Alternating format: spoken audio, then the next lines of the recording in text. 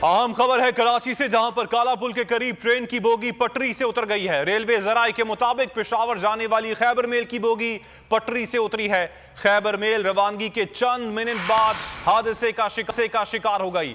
Cantt platform से Khyber mail Peshawar जाने के लिए रवाना हुई थी। हादसे के बायस ट्रेनों की रवानगी में ताखीर है और अमला और मशीनरी पहुंच गई है। मोहम्मद काशान से मजीद तफसीलात मालूम कर लेते हैं। काशान, बताइएगा वजह क्या सामने आई है, ट्रेन की बोगी क्यों पटरी से उतर गई?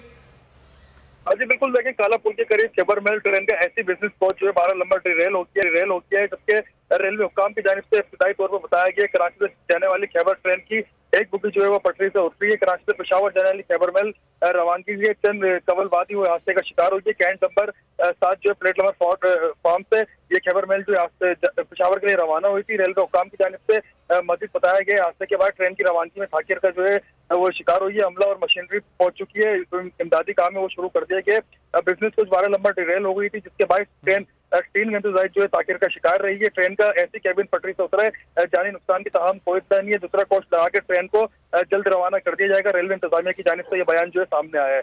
जी अच्छा काशान, आपसे ये भी जानना चाहेंगे, जब ये हादसा पेश आया उस वक्त कितने लोग मौजूद थे इस ट्रेन की बोगी पर?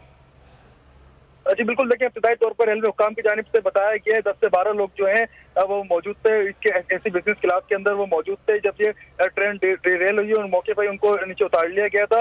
रेलवे हुक्काम की जानिब से मजीद बताया गया दूसरा डिब्बा जो है उसको अभी पहुंचाने की कोशिश की जा रही है। हेवी मशीनरी भी पहुंच चुकी है। दूसरा जो उसको ट्रेन के जो कोच है उसको लगा दिया जाएगा, फिर लगाने के बाद मजीद जो है काम करने का उसको रवाना कर दिया जाएगा। काशान, आपने इस हवाले से अपडेट किया, आपका शुक्रिया।